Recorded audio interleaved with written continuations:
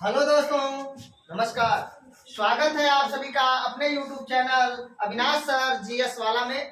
दोस्तों, आज के वीडियो में हम लोग इंडियन पॉलिटी में अनुच्छेद 59 और अनुच्छेद 61 के बारे में पढ़ने वाले हैं। ये आज का जो वीडियो है बहुत ही महत्वपूर्ण होने वाला है। आप लोग बहुत ही अच्छे से, बहुत ही ध्यान से देखिएगा। तो आइए दोस्तों, बिना देर किए हुए हम लोग वीडियो की शुरुआत करते हैं। यह हमारा अनुच्छेद का 8वां पार्ट है, ध्यान रखिएगा।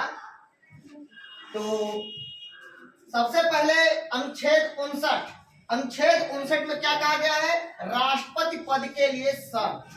राष्ट्रपति बनने के लिए क्या शर्त होनी चाहिए, इसके बारे में अनुच्छेद 59 में बताया गया है।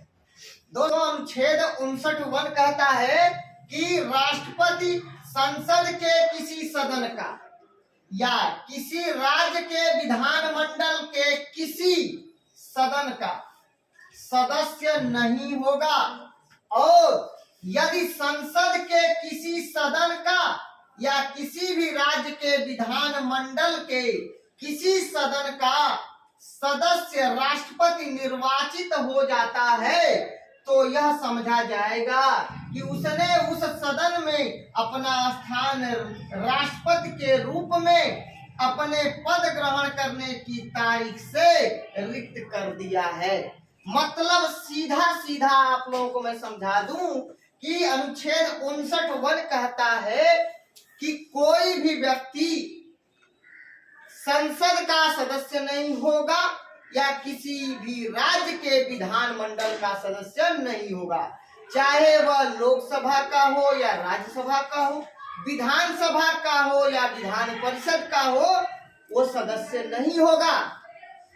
और दूसरी बात इसी में अनुच्छेद 59(1) में ही कहा गया है, यदि कोई व्यक्ति किसी भी सदन का सदस्य अगर निर्वाचित है, हो गया है, और वो चुनाव लड़ा है और राष्ट्रपति बन गया है, तो जिस दिन वह राष्ट्रपति पद ग्रहण करेगा उसी दिन से समझा जाएगा कि उसका संसद की सदस्यता और या विधान मंडल की सदस्यता समाप्त हो गई है।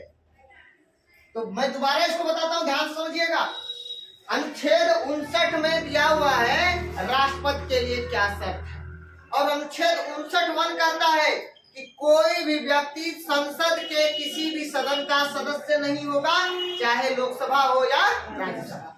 और दूसरी बात कह रहा है, किसी भी राज्य के विधानमंडल का वो सदस्य नहीं होगा, चाहे वो विधानसभा हो या विधान परिषद हो। और उसी अनुच्छेद 59(1) में ही कहा गया है, यदि कोई ऐसा व्यक्ति है जो संसद का कोई सदस्य है, लोकसभा का या राज्यसभा का या किसी राज्य विधानमंडल का सदस्य है, विधानसभा या विधान परिषद का, तो जिस दिन से वह राष्ट्रपति पद ग्रहण करेगा उस दिन से समझा जाएगा कि उसने अपना पद रिक्त कर दिया है, अर्थात छोड़ दिया है। आगे बात समझ में? यह कौन सा अनुच्छेद कहता है? 59(1) कहता है, ध्यान रखिएगा।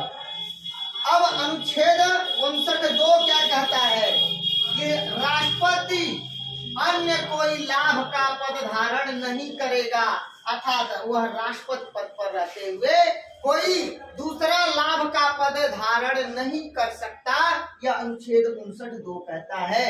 और मैंने आप लोगों को बताया है कि कैबिनेट मंत्री, राज्य मंत्री, प्रधानमंत्री या कोई भी मंत्री हो, या राज्य का कोई भी मंत्री हो या राज्यपाल हो, सरकारी लाभ का पद नहीं माना जाता है, ध्यान रखिएगा।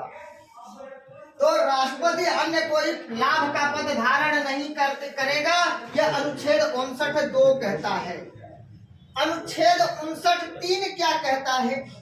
अनुच्छेद 59(3) कहता है कि राष्ट्रपति बिना किराया दिए अपने शासकीय निवासों के उपयोग का हकदार होगा, और ऐसी उपलब्धियां, भत्तों और विशेषाधिकारों का भी जो संसद विधि द्वारा अवधारित करे, और जब तक इस निमित्त इस प्रकार उपबंध नहीं किया जाता है, तब ऐसी उपलब्धियों, भत्तों और विशेषाधिकारों का दूसरी अनुसूची में विनिर्दिष्ट है उसका हकदार होगा। सिंपल लैंग्वेज में समझिएगा, अनुच्छेद 59(3) कहता है कि राष्ट्रपति बिना किराया दिए जो शासकीय आवास है वहां रह सकता है। और दूसरी बात, संसद ने जो निर्धारित कर दिया है उसके अनुसार संसद ने जो निर्धारित कर दिया है उसके अनुसार काम करना है उसको। और दूसरी बात, उसको जो विशेषाधिकार दिए गए हैं, जो भत्ता वगैरह दिए जाते हैं, संसद ने जो निर्धारित किया है उसी के अनुसार ही उसको रहना है और उसी के अनुसार ही उसका इस्तेमाल करना है। तो यह अनुच्छेद 59(3) कहता है। तो सीधा सीधा अगर आपसे क्वेश्चन पूछ दिया जाए कि किस अनुच्छेद के अंतर्गत कहा गया है कि राष्ट्रपति बिना किराया दिए शासकीय आवासों का जो है कि उपयोग कर सकता है, इसका उल्लेख अनुच्छेद 59(3) में किया गया है। अनुच्छेद 59(4) कहता है कि राष्ट्रपति की उपलब्धियां और भत्ते उसकी पदावधि के दौरान कम नहीं किए जाएंगे। अर्थात वो राष्ट्रपति पद पर है तो जो उसको उपलब्धियां दी गए हैं, जो उसकी सुविधाएं दिए गए हैं, उसमें कोई कटौती नहीं किया जाएगा, कोई कमी नहीं किया जाएगा, ये ध्यान रखिएगा। अनुच्छेद 59(4) कहता है। अब हम लोग अनुच्छेद 61 के बारे में पढ़ते हैं। अनुच्छेद 61 महाभियोग प्रक्रिया। महाभियोग प्रक्रिया एक अर्धन्यायिक प्रक्रिया है और अनुच्छेद 61(1) कहता है। सीधा सीधा आपसे क्वेश्चन पूछ दिया जाए महाभियोग प्रक्रिया का उल्लेख किस अनुच्छेद में है, तो अनुच्छेद 61 में है महाभियोग प्रक्रिया। महाभियोग प्रक्रिया किस प्रकार की प्रक्रिया है, तो अर्धन्यायिक प्रक्रिया है। इसके बारे में हम लोग जब महाभियोग के बारे में पढ़ेंगे डिटेल्स में तो सारी बातें आपको क्लियर हो जाएंगी। अनुच्छेद 61(1) क्या कहता है? अनुच्छेद 61(1) कहता है कि जब संविधान के अतिक्रमण के लिए राष्ट्रपति पर महाभियोग चलाना हो तो संसद का कोई सदन आरोप लगाएगा, चाहे लोकसभा या राज्यसभा, कोई भी सदन आरोप लगा सकता है।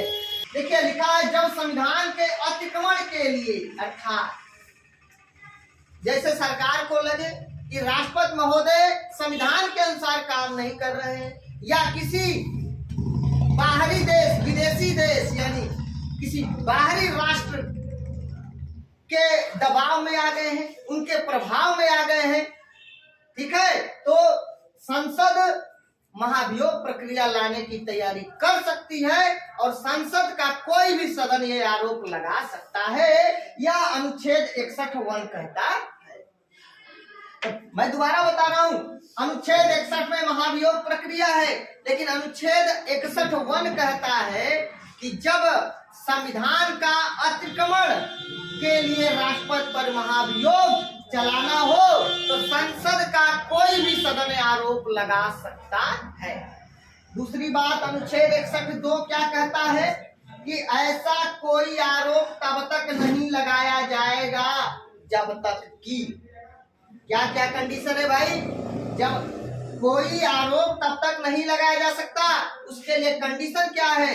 अनुच्छेद 61(2) का क कहता है ऐसा आरोप लगाने की प्रस्थापना किसी ऐसे संकल्प में अंतर्विष्ट नहीं है जो कम से कम 14 दिन की ऐसी लिखित सूचना के दिए जाने के पश्चात प्रस्तावित किया गया है, जिस पर उस सदन की कुल सदस्य संख्या के कम से कम 1/4 सदस्यों ने हस्ताक्षर करके उस संकल्प को प्रस्तावित करने का अपना आशय प्रकट किया है। और साथ ही साथ अनुच्छेद 61(2) का ख कहता है कि उस सदन की कुल सदस्य संख्या के कम से कम 2/3 बहुमत द्वारा ऐसा संकल्प पारित नहीं किया गया है। अब हम सिंपल लैंग्वेज में समझो क्या कहा गया है। अनुच्छेद 61(1) तो कह दिया कि संविधान का अतिक्रमण के आधार पर संसद महाभियोग प्रक्रिया लाने की तैयारी कर सकती है और संसद का कोई भी सदन आरोप लगा सकता है। जो सदन आरोप लगाएगा उस सदन के कम से कम 1/4 अर्थात 25% सदस्यों का लिखित हस्ताक्षर होगा और वो सदन कह देगा कि भैया राष्ट्रपति महोदय संविधान का अतिक्रमण कर रहे हैं, ये गलत है, ये ठीक नहीं है, तो भैया मैं जो है इनके खिलाफ महाभियोग लाऊंगा और 25% सदस्य लिखित में दे देंगे। और जब लिखित में दे देंगे तो भैया केवल लिखित में देने से काम नहीं चलेगा। तो भैया यहाँ पे 2/3 बहुमत से प्रस्ताव पारित होगा। और 2/3 बहुमत से प्रस्ताव पारित हो जाएगा एक सदन से, उसके बाद दूसरे सदन में भेजने से 14 दिन पूर्व राष्ट्रपति महोदय को सूचना दे दिया जाएगा कि हे माननीय राष्ट्रपति महोदय, हम लोग आपके खिलाफ महाभियोग लाए हैं। आप चाहें तो स्वयं या अपने कोई जो है प्रतिनिधि को भेज करके और दूसरे सदन में अपने जो है कि निर्दोष होने का जो है साक्ष्य पेश कर सकते हैं। जो भी सदन आरोप लगाएगा उस सदन के कम से कम 1/4 सदस्यों अर्थात 25% सदस्यों का लिखित हस्ताक्षर होगा और वही सदन 2/3 बहुमत से प्रस्ताव पारित करेगा और दूसरा सदन इसका अन्वेषण करेगा। दूसरे सदन में भेजने के 14 दिन पूर्व राष्ट्रपति को सूचना दिया जाता है कि हम आपके खिलाफ महाभियोग लाए हैं और अगर आप चाहें तो 14 दिन के अंदर में आप जा करके अपने निर्दोष होने का जो है कि साक्ष्य पेश कर सकते हैं। आप दूसरे सदन में अपनी बात को रख सकते हैं या खुद जा सकते हैं या अपना प्रतिनिधि कोई भेज सकते हैं, कोई अपना वकील भेज सकते हैं। उसके बाद 14 दिन के बाद कोई सुनवाई नहीं होगा। 14 दिन के बाद 15वें दिन वह सदन जांच पड़ताल करेगा। जांच पड़ताल करने के बाद अगर पाया कि नहीं सही बात है, राष्ट्रपति महोदय संविधान का अतिक्रमण किए हैं, तो वह भी 2/3 बहुमत से प्रस्ताव पारित करेगा और 2/3 बहुमत से जिस दिन प्रस्ताव पारित होगा उस दिन पद से राष्ट्रपति को हटना होगा। तो बात को आपको समझ में आया होगा कि ऐसा कोई आरोप तब तक नहीं लगाया जाएगा जब तक कि अनुच्छेद 61(2) कहता है। क्या कहता है कि ऐसा आरोप लगाने की प्रस्तावना किसी ऐसे संकल्प में अंतर्विष्ट नहीं है जो कम से कम 14 दिन की ऐसी लिखित सूचना के दिए जाने के पश्चात प्रस्तावित किया गया है, जिस पर उस सदन की कुल सदस्य संख्या के कम से कम 1/4 सदस्यों ने हस्ताक्षर करके उस संकल्प को प्रस्तावित करने का अपना आशय प्रकट किया है और उस सदन की कुल सदस्य संख्या के 2/3 बहुमत द्वारा ऐसा संकल्प पारित किया गया है। मतलब जब तक 14 दिन पूर्व आपको सूचना नहीं दिया गया है, 1/4 सदस्यों का सिग्नेचर नहीं हुआ है, 2/3 बहुमत से प्रस्ताव नहीं पारित हुआ है, तब तक कोई भी महाभियोग पारित नहीं माना जाएगा। ध्यान रखिएगा। तो यहीं पे मैंने 61(2) क और 61(2) ख लिख दिया है। तो अनुच्छेद 61 में संविधान का अतिक्रमण होगा तो संसद का कोई भी सदन महाभियोग का आरोप लगा सकता है। दूसरी बात, अनुच्छेद 61(2) का क कह दिया कि 14 दिन पूर्व सूचना जब तक नहीं दिया जाएगा, 1/4 सदस्यों का सिग्नेचर नहीं होगा, तब तक महाभियोग प्रक्रिया की शुरुआत नहीं हो पाएगी। और 61(2) का ख कर दिया कि जब तक 2/3 बहुमत का प्रस्ताव पारित नहीं करोगे तब तक महाभियोग प्रक्रिया जो है कि नहीं मानी जाएगी कि आपने महाभियोग से पारित कर दिया है। राष्ट्रपति को हटाने की प्रक्रिया आपने अपने तरफ से पूरा कर दिया है। मतलब एक सदन। अनुच्छेद 61(3) क्या कहता है? कहता है जब आरोप संसद के किसी सदन द्वारा इस प्रकार लगाया गया है तब दूसरा सदन उस आरोप का अन्वेषण करेगा, जांच करेगा या करवाएगा। ऐसे अन्वेषण में उपस्थित होने का तथा अपना प्रतिनिधित्व कराने का राष्ट्रपति को अधिकार होगा। यह 61(3) कहता है। यहीं पे सारी बातें मैंने बता दिया है, सारी बातें बता दिया है, लेकिन 61(3) कह दिया कि भैया जब 2/3 बहुमत से एक सदन पारित कर देगा, दूसरे सदन में जाएगा तो भैया वो अन्वेषण करेगा और आप चाहे तो वहां उपस्थित होकर के या अपना प्रतिनिधि भेज करके अपने जो है कि निर्दोष होने का जो है कि आप साक्ष्य पेश कर सकते हैं। अनुच्छेद 61(3) कहता है। ठीक है। और राष्ट्रपति को अधिकार होगा अपना प्रतिनिधित्व कराने का, राष्ट्रपति को अधिकार होगा। अनुच्छेद 61(3) कि जब आरोप संसद के किसी सदन द्वारा लगाया गया है तब दूसरा सदन उसका अन्वेषण करेगा या करवाएगा और ऐसे अन्वेषण में उपस्थित होने का तथा अपना प्रतिनिधित्व कराने का राष्ट्रपति को अधिकार होगा। तो मैंने यही बता दिया 61(2) के अनुसार जो है कि जो सदन आरोप लगाया है वह 2/3 बहुमत से प्रस्ताव पारित कर देगा। अब प्रस्ताव करके दूसरे सदन को भेज देगा और दूसरे सदन में भेजने से वह 14 दिन पूर्व राष्ट्रपति को सूचना भिजवा देगा। राष्ट्रपति महोदय उसके बाद 61(3) के अनुसार दूसरे सदन में उपस्थित हो जाएंगे या अपना कोई प्रतिनिधि भेज सकते हैं और अपने बात को वहां रखवा सकते हैं। क्लियर? तो क्वेश्चन आपसे पूछा जाएगा कि जो सदन महाभियोग का आरोप लगाया है उसके कितने दिन पूर्व राष्ट्रपति को सूचना देना अनिवार्य है? 14 दिन पूर्व सूचना देना अनिवार्य है। और उसके बाद दूसरा सदन उसका जांच पड़ताल करता है, अन्वेषण करता है और इसका उल्लेख किस अनुच्छेद में किया गया है कि राष्ट्रपति स्वयं या अपना प्रतिनिधि भेज करके अपना निर्दोष होने का साक्ष्य पेश कर सकते हैं। कौन सा अनुच्छेद करता है? कौन सा अनुच्छेद कहता है कि जब एक सदन महाभियोग प्रक्रिया का आरोप लगाकर यानी महाभियोग प्रक्रिया प्रस्ताव पारित करके दूसरे सदन में भेजने से 14 दिन पूर्व राष्ट्रपति को सूचना भिजवाएगा कि आपके खिलाफ महाभियोग लाया गया है। आप चाहे तो उस सदन में उपस्थित होकर के या अपना प्रतिनिधि भेज करके और अपनी बात को रख सकते हैं। यह कौन सा अनुच्छेद करता है? अनुच्छेद 61(3) कहता है। अनुच्छेद 61(4) क्या कहता है?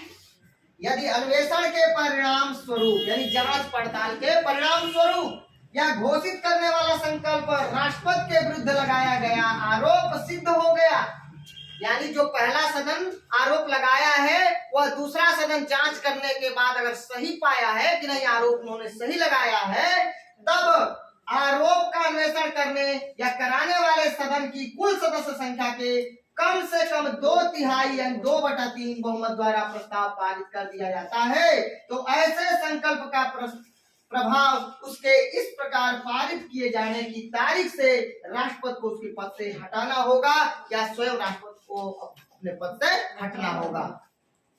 तो मैंने आपको बता दिया इतना कि दूसरा सदन में राष्ट्रपति महोदय आप उपस्थित हो सकते हैं या अपना प्रतिनिधि भेज करके अपनी बात को रखवा सकते हैं, निर्दोष साबित होने का साक्ष्य पेश कर सकते हैं, वहां पे बात अपना रख सकते हैं।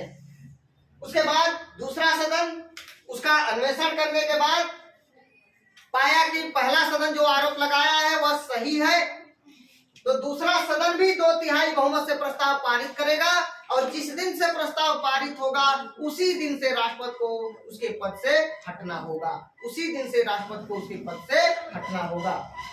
तो ये आप लोगों को अच्छे समझ में आ गया होगा। तो मैंने अपने पिछले वीडियो में आप लोगों से क्वेश्चन पूछा था कि भारत का वह पहला कौन ऐसा राष्ट्रपति है जो द्वितीय चक्र की मतगणना से राष्ट्रपति चुना गया। भारत का वह पहला ऐसा कौन राष्ट्रपति है जो द्वितीय चक्र की मतगणना से राष्ट्रपति चुना गया, और आज तक के इतिहास का भी वह पहला ही ऐसा राष्ट्रपति है जो द्वितीय चक्र की मतगणना से राष्ट्रपति चुना गया। तो उनका नाम है वीवी गिरी, और वीवी गिरी ने नीलम संजय रेड्डी को हराया था द्वितीय चक्र की मतगणना में। याद रख लीजिएगा 1969 के चुनाव में। तो द्वितीय चक्र की मतगणना से राष्ट्रपति बनने वाले पहले व्यक्ति हैं वीवी गिरी। दोस्तों आज का हमारा क्वेश्चन है कि भारत का वह कौन ऐसा राष्ट्रपति है जो अविवाहित और मिसाइल मैन के नाम से प्रसिद्ध है। मिसाइल मैन के नाम से प्रसिद्ध है तो एपीजे अब्दुल कलाम। दोस्तों अगला हमारा आज का क्वेश्चन रहेगा कि भारत का वह कौन ऐसा राष्ट्रपति है, भारत का कौन ऐसा राष्ट्रपति है जो पूर्व में all India trade union Congress का सदस्य था। All India trade union Congress का सदस्य था अर्थात अटक का सदस्य था। दोबारा मैं क्वेश्चन रिपीट कर देता हूँ, भारत का वह पहला कौन ऐसा राष्ट्रपति है जो पूर्व में all India trade union Congress का अटक का सदस्य था। दोस्तों मैं अब आप लोगों को महाभियोग प्रक्रिया समझा देता हूं यहाँ पे अच्छे से। देखिए, महाभियोग प्रक्रिया अनुच्छेद 107। दोस्तों देखिए,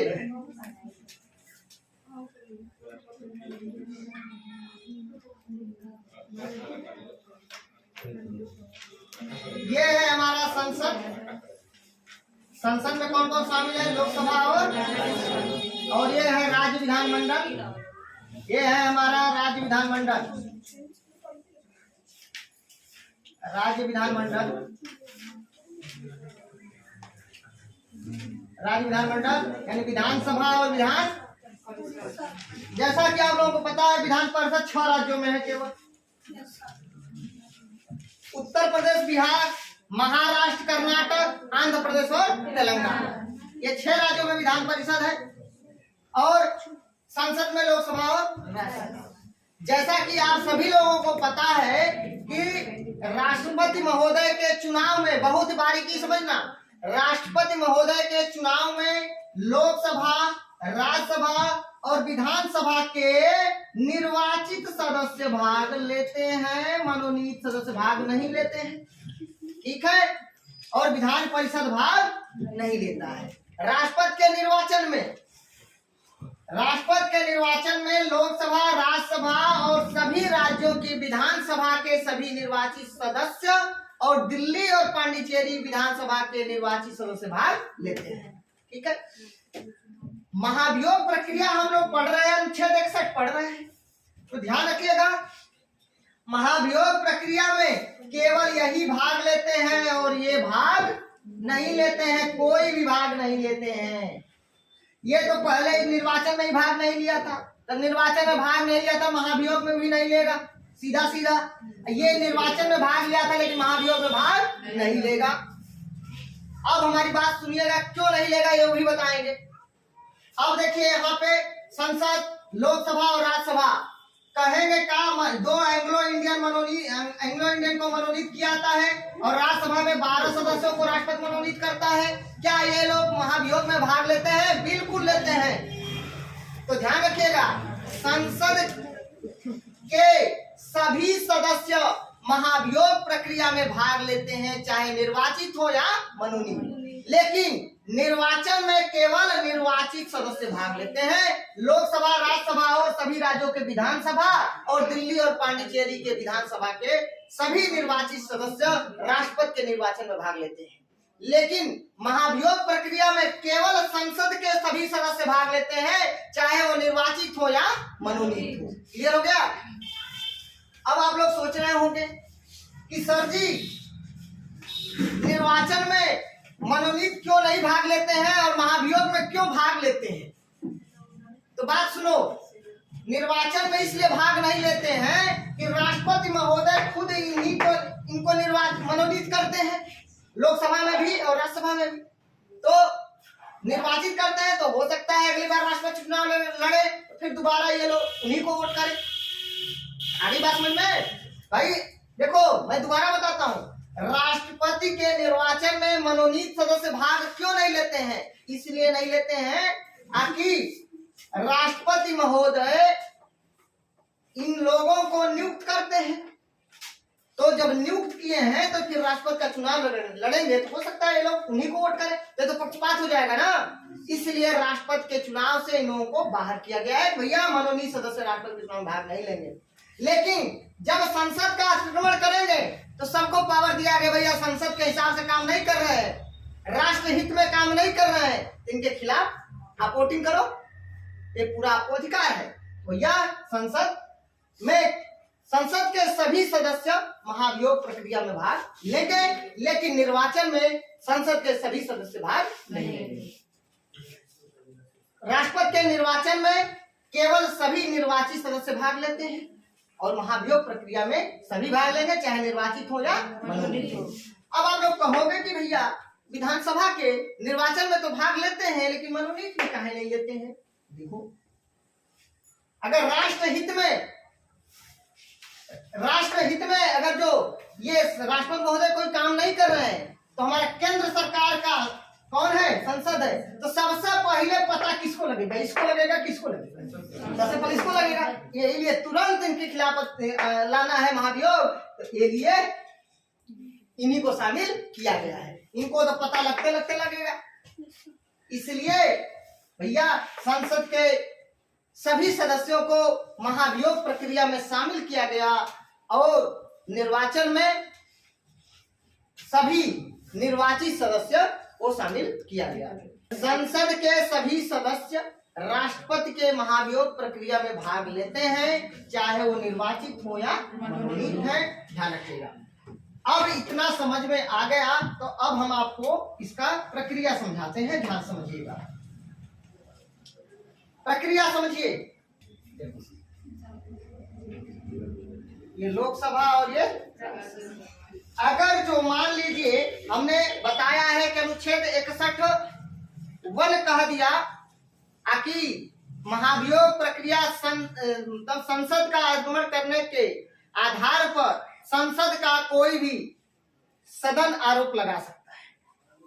अनुच्छेद 61 कह दिया कि संविधान का अतिक्रमण करने के आधार पर संसद का कोई भी सदन आरोप लगा सकता है। मान लीजिए कि मान लीजिए लोकसभा आरोप लगा रहा है, लग रहा है कि भाई संविधान के अनुसार राष्ट्रपति महोदय काम नहीं कर रहे, तो पहले तो सब ये कहा जाएगा कि भैया लोकसभा के 1/4 अर्थात 25% सदस्यों का लिखित में हस्ताक्षर करवाओ।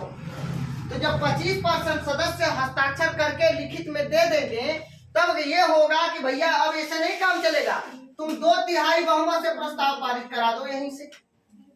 तो लोकसभा अपने 1/4 सदस्यों का हस्ताक्षर करवाएगा, उसके बाद 2/3 बहुमत से प्रस्ताव पारित करेगा, मतलब 66%। 66% सदस्यों का से प्रस्ताव पारित कराएगा। यहाँ से प्रस्ताव पारित होकर के दूसरा सदन का राज्यसभा यहाँ पे जाएगा जांच के लिए। तो यहाँ पर भेजने से 14 दिन पूर्व राष्ट्रपति महोदय को सूचना दे देंगे कि राष्ट्रपति महोदय जी, आपके खिलाफ हम महाभियोग पारित कर दिए हैं, आप चाहे तो 14 दिन के अंदर में जाकर के दूसरे सदन में और अपने निर्दोष होने की साक्ष्य पेश कर सकते हैं, अपनी बात को रख सकते हैं। या तो स्वयं उपस्थित हो जाइए या अपने किसी अधीनस्थ को उपस्थित कर दीजिए, किसी वकील को भेज दीजिए। आई बात समझ में? 14 दिन पूर्व यहाँ से, उसके बाद जब यहाँ पे चला जाएगा तो ये जांच पड़ताल करेगा, अन्वेषण करेगा। जांच पड़ताल करने के बाद, अन्वेषण करने के बाद ये भी 2/3 बहुमत से प्रस्ताव पारित करेगा। और जब 2/3 बहुमत से प्रस्ताव पारित कर देगा, जिस दिन उसी दिन से राष्ट्रपति का पद रिक्त माना जाएगा। राष्ट्रपति महोदय को कह दिया जाएगा भैया आपके पास महाभियोग पारित हो गया है, आप हट जाइए अपने पद से। हमारे देश में आज तक किसी भी राष्ट्रपति के खिलाफ कोई भी महाभियोग प्रक्रिया नहीं लाया गया है, याद रखिएगा। अब सुनो, क्वेश्चन अगर आपसे पूछ दिया जाए क्या 1/4 अर्थात 25% सदस्यों का हस्ताक्षर दूसरे सदन से होना आवश्यक है? नहीं, ऐसा कोई प्रावधान नहीं है। वो तो ये बात है कि जो भी सदन प्रस्ताव लाएगा, जिस भी सदन में प्रस्ताव लाने की बात होगी, शुरुआत करनी है, उस सदन के 1/4 सदस्यों का हस्ताक्षर आवश्यक है। मान लीजिए अगर राज्यसभा वाले कहें हम राष्ट्रपति के खिलाफ महाभियोग लाएंगे, तो इसके 1/4 सदस्यों का अर्थात 25% सदस्यों का पहले सिग्नेचर होगा और ये 2/3 बहुमत से प्रस्ताव पारित कर देगा। और ये यहाँ पर भेजने से 14 दिन पूर्व राष्ट्रपति को सूचना दे देगा कि भैया हम आपके खिलाफ महाभियोग लाए हैं, आप जाइए दूसरे सदन में अपने जो है कि निर्दोष होने का साक्ष्य पेश करिए, अपनी बात को रखिए। तो चाहे तो राष्ट्रपति महोदय आए या न आए, तो 14 दिन पूर्व जब आएगा, उसके बाद 14 दिन बाद 15वां दिन कोई सुनवाई नहीं होगा। 15वां दिन ये भी जांच पड़ताल करने के बाद 2/3 बहुमत से प्रस्ताव ये भी पारित कर देंगे। और जिस दिन से प्रस्ताव पारित कर देंगे उसी दिन से पद रिक्त माना जाएगा। यही है महाभियोग प्रक्रिया। और बातें मैं बता दूं, देखो राष्ट्रपति का जो पद है बाबू, राष्ट्रपति का पद यूनाइटेड किंगडम से लिया गया है। वहां पे वंशानुगत होता है, ब्रिटेन में वंशानुगत पद होता है, और जैसे महारानी, और यहाँ पे हमारा जो है चुनाव होता है। हमारे देश में वो राष्ट्रपति का पद वंशानुगत नहीं है, हमारे देश में राष्ट्रपति का चुनाव होता है, याद रखिएगा। तो ये राष्ट्रपति का पद यूके से, यूनाइटेड किंगडम से, ब्रिटेन से लिया गया है। और महाभियोग जो प्रक्रिया है, महाभियोग प्रक्रिया है, ये बाबू यूएसए से लिया गया है, यूएसए से लिया गया है, अमेरिका से लिया गया है, याद रखिएगा। तो अगर आपसे क्वेश्चन पूछ दिया जाए कि 25% सदस्यों के सिग्नेचर के बाद कितने बहुमत से प्रस्ताव पारित होना चाहिए? 2/3 यानी 66%। और कितने दिन पूर्व राष्ट्रपति को सूचना देना होगा? 14 दिन पूर्व। दूसरा सदन कितने बहुमत से प्रस्ताव पारित करेगा? 2/3 बहुमत से प्रस्ताव पारित करेगा। तो सारी बातें समझ में आ गई। फटाफट क्वेश्चन का आंसर दीजिए। महाभियोग प्रक्रिया का उल्लेख किस अनुच्छेद में है? महाभियोग प्रक्रिया संसद के किस सदन में शुरू हो सकता है? लोकसभा या राज्यसभा, संसद के किसी भी सदन में शुरुआत हो सकता है। जिस भी सदन में महाभियोग प्रक्रिया लाया जाना है, उसके कितने सदस्यों का हस्ताक्षर आवश्यक है? 1/4 अर्थात 25% सदस्यों का हस्ताक्षर आवश्यक है। और 1/4 सदस्यों के हस्ताक्षर के बाद कितने बहुमत से प्रस्ताव पारित होना आवश्यक है? 2/3 बहुमत से। एक सदन से प्रस्ताव पारित होने के बाद दूसरे सदन में भेजने के कितने दिन पूर्व राष्ट्रपति को सूचना देना आवश्यक है? 14 दिन पूर्व सूचना देना आवश्यक है। दूसरा सदन जांच पड़ताल करने के बाद कितने बहुमत से प्रस्ताव पारित करेगा? 2/3 बहुमत से पारित करेगा। तो दोस्तों, यही रहा महाभियोग प्रक्रिया। अगर आप लोगों को मेरा वीडियो अच्छा लगे, प्लीज दोस्तों एक लाइक, एक कमेंट जरूर करना। मिलते हैं नेक्स्ट वीडियो में, तब तक के लिए नमस्कार, धन्यवाद।